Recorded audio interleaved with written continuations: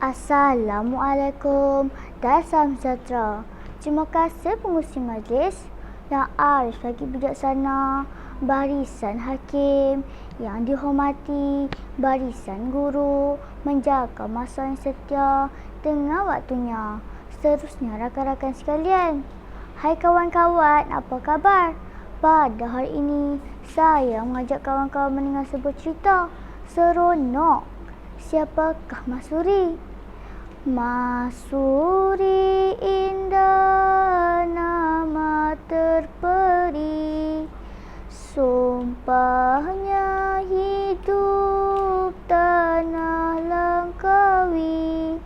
Pada zaman dahulu di Pulau Langkawi ada gadis cerita bernama Masuri. Masuri adalah anak Tok Guru silat. Selain cantik dan budi bahasa, dia juga pandai bersilat. Tok Guru mempunyai ramai murid. Mereka semua terpikat dengan Masuri. Mereka yang berkawan dengan Masuri. Tok Guru sedar akan hal ini. Namun begitu, ada dua orang murid yang paling disayangi Tok Guru, iaitu Lela dan Wira. Tok Guru berfikir bagaimana dia memilih antara Wira dan Lela untuk menjadi menantunya. Akhirnya Tok Guru mengadakan pertandingan bersilat. Siapa yang menang akan dikawinkan dengan Masuri. Seorang demi seorang tampil untuk menunjukkan kehandalan masing-masing. Dalam pertandingan itu, Lela berjaya menjadi johan. Tok Guru sungguh gembira kerana Lela menjadi menantunya. Masuri dan Lela pun berkahwin. Tetapi ada anak murid Tok Guru yang iri hati terhadap Lela. Namanya Teruna. Ketika itu sedang berlaku peperangan antara negeri Perak dan negeri Siam. Raja Langkawi melantik Lela menjadi ketua angkatan perang.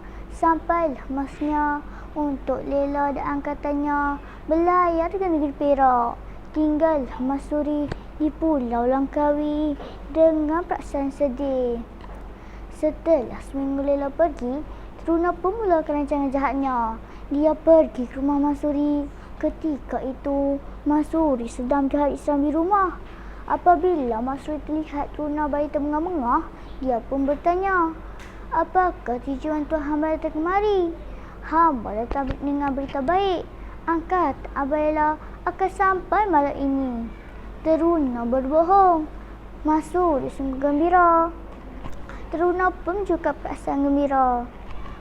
Teruna berkata lagi, "Malam ini bolehlah ke pantai menyambut tangan mereka." Pada malam itu, Masuri berpakaian indah. Dia hendak ke pantai untuk menyambut tangan suaminya.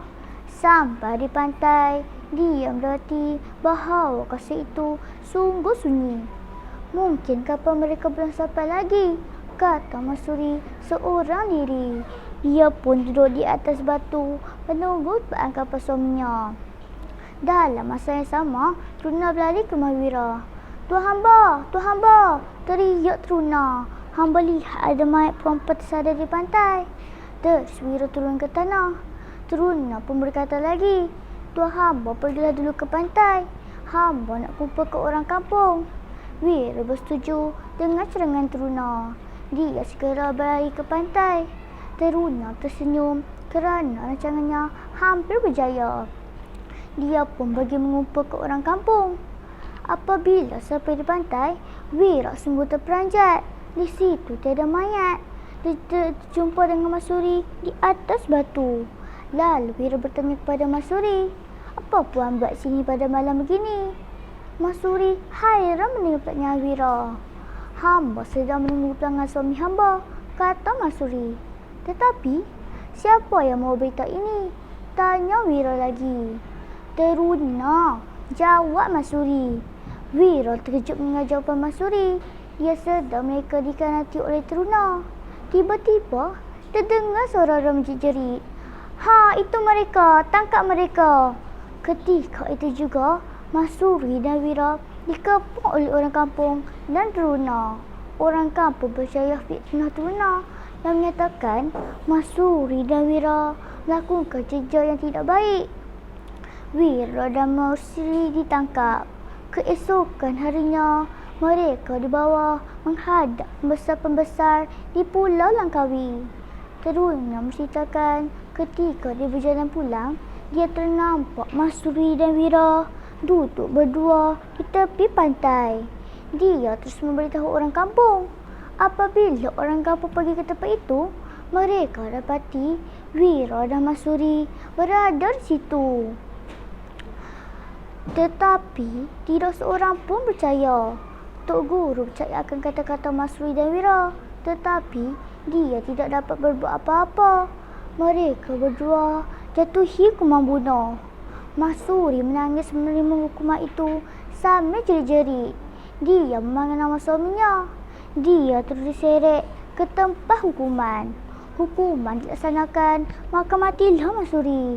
Manakala pula Wira ditikam beberapa kali. Sebaik saja Masuri dibunuh, Lela dan angkatannya pun sampai.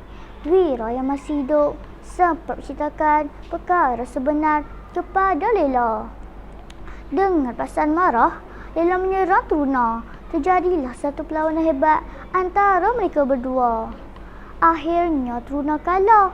Sebelum dia meninggal dunia, Truna mengaku telah membuat rancangan jahat itu. Barulah orang kampung sedar perkara yang sebenar. Mereka semua menyesal kerana telah menghukum Masuri dan Wira yang tidak bersalah. Tetapi mereka tidak boleh berbuat apa-apa kerana Masuri dan Wira telah tiada. Kawan-kawan, demikianlah cerita Masuri. Kita boleh ambil beberapa pengajaran daripada cerita ini, iaitu janganlah membuat tuduhan tanpa seperiksa. Yang kedua, hormatilah kepada orang lain. Yang ketiga, memfitnah itu membawa pada. Sekian, terima kasih.